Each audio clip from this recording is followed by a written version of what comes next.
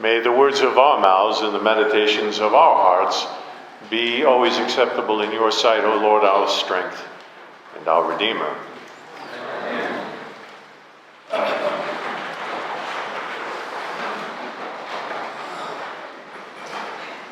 I've just finished James, Percival Everett's vision of Huckleberry Finn from the perspective of the slave Jim. And Percival Everett was scheduled to speak here at the Writers' Conference, but something came up for him and he couldn't make it. I had planned to go and hear him, but a worthy little book, I think, and it rekindled my interest in Mark Twain. Mark Twain went to Hawaii as a newspaper correspondent in 1866. And while there, he gathered the material for his lecture series, The Sandwich Islands, that launched his career. He was, as you know, a humorist and a social commentator, sort of the Jon Stewart of the 19th century.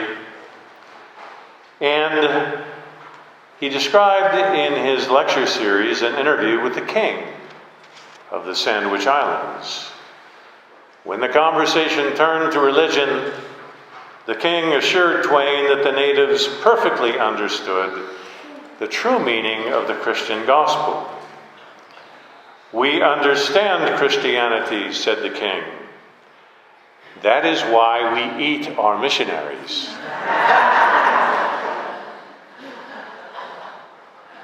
The Roman Catholic author G.K. Chesterton once wrote, "Christianity has not been tried and found wanting. It has been found difficult and not tried." And both the King of the Sandwich Islands and G.K. Chesterton might have been referring to this section of the Sermon on the Plain, in which we are instructed to turn the other cheek, to go the second mile, to love our enemies, and to get on with being perfect like God, and all of this before lunch. It is a bit of heavy lifting. In a study group on how to forgive your enemies, which is a good theme for clergy to offer during Lent, perhaps, how to forgive your enemies, the rector asked toward the end of the seminar, "How many of you have forgiven your enemies?" And only one hand went up. And it was by a very well turned out 97-year-old woman. "Mrs. Jones," asked the rector, "what an example you are. How is it that you came to forgive your enemies?" "I have no enemies," said Mrs. Jones. "So commendable, Mrs. Jones," said the rector. "What spiritual exercises have you learned through your 97 years that have led you to such a godly place? What a blessing you are to our congregation." "Oh, I didn't pray all that much," said Mrs. Jones. "Well, what then did you do?" asked the rector. "But to tell you the truth, Father, all I did was outlive those bitches."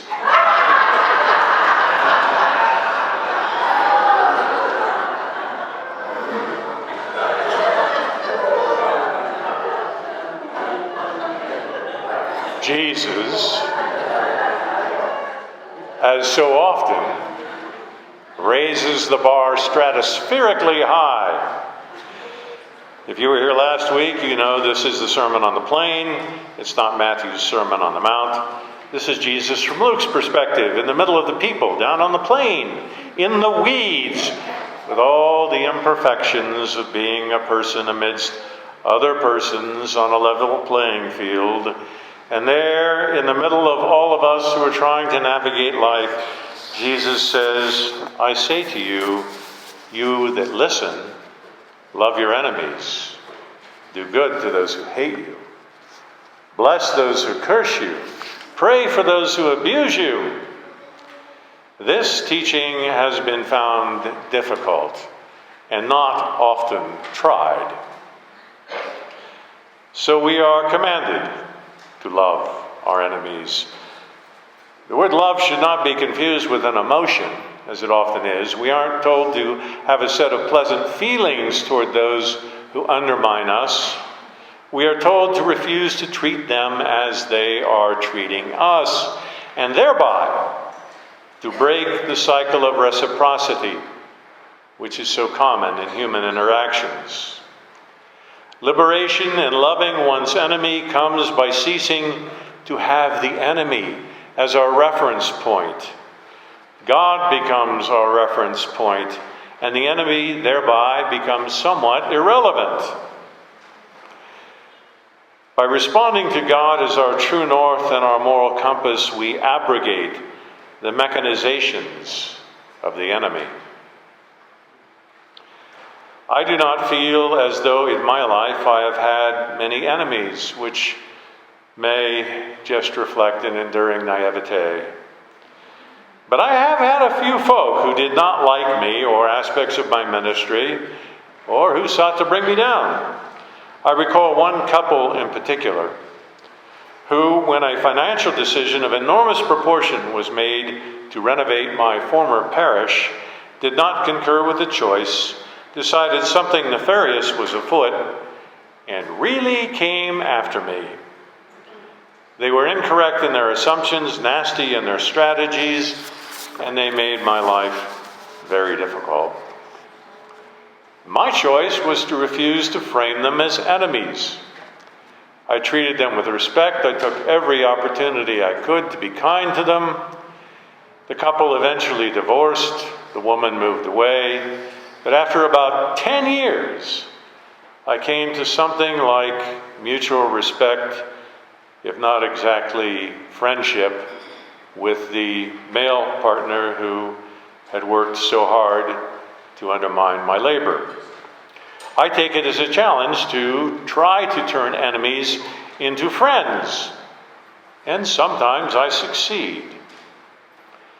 It helps to determine to pray for one who is perceived as an adversary, perhaps faintly at first, but to keep at it until one begins to care the person for whom one is praying.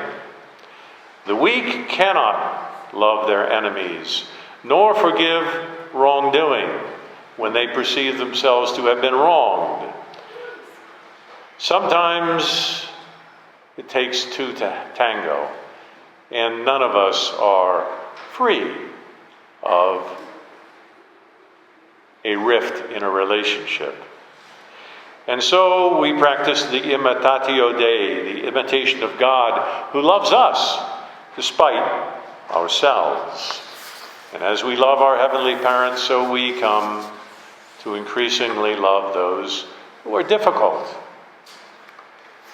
Our reading from Genesis, so well read by Paul Finnegan, gives us the story of Joseph as an example. You remember the story of Joseph, Jacob's favorite son, but do you fully remember the backstory? Jacob had 13 children, 12 sons and 1 daughter, and they were born of 4 different women. The sisters Leah and Rachel, his legitimate wives, and then 2 women who were his concubines. This is not perhaps the best formula for a happy household. Rachel, Jacob's first and favorite wife, bore Joseph, and then she died giving birth to her last child, Benjamin, who was Joseph's only full brother. The jealousy between Jacob's various wives and concubines continued in the rancor felt between Jacob's children. So if you think your family is a mess, you might as well get in line. It's been worse before. So Jacob and Rachel's favorite Joseph was conspired against by the rest of his brothers, and his death faked as he was sold into slavery. As the story unfolds, Joseph survives and prospers and ascends in Egypt, and he becomes a trusted favorite of a boy Pharaoh. There is a great famine in the Middle East, and Egypt alone offers functioning USAID, and Joseph's brothers turn up looking for relief. Joseph is not portrayed as perfect. He toys a bit with his half-brothers who had sold him into slavery and who embody that bitter rivalry between his mother Rachel and her sister Leah, and all the other unnamed women who had been his father's concubine. He sends them back to Palestine and stashes silver in their camel bags, and then has them arrested as thieves and brings them back to Egypt, and finally reveals his identity. He says to his nefarious brothers, "Hurry, go up to my father and say to him, 'Thus says your son Joseph, God has made me Lord of all Egypt. Come down to me and do not delay. There will be 5 more years of famine, and I will care for you.'" The message of the story is that mercy can change human history. Joseph makes good, rising from the ashes of his own mistreatment. The crescendo of the story comes at the end of Genesis, when Joseph says to his brothers, "Even though you intended to do me harm, God intended it for good." What a perspective! If we could lay hold of that perspective in the midst of the slights that afflict us, we would do well. And therefore, an entire branch of our spiritual ancestors survived and formed our thinking to this day. There's a larger social dimension to the love of one's enemy. As one must oppose dictators and depraved politicians, and yet we must also somehow love, perhaps not with emotion, for the sake of the good of the whole. How does one love, not emotionally, but with determination, bad folk, undermining entire societies and world order? I don't have that one figured out. Václav Havel, the reforming president of the Czech Republic, once said that hopeful causes are not necessarily those that have a promise of early success. They are those that are good in themselves and worth working for. And so I think there is a kind of Christian karma, a boomerang effect, in the practical choice to love your enemies. Do not focus on condemnation, rather undermine evil with a spirit of forgiveness. And this is why missionaries must be eaten.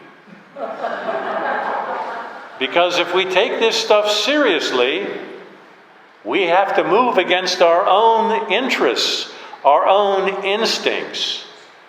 We are morally obligated to resist the abuse of power, not only for ourselves, but for those less privileged and in greater jeopardy. And yet there is another necessary component that obviates making a Satan of the horrid people who really are one's personal or neighborly or national or religious enemies.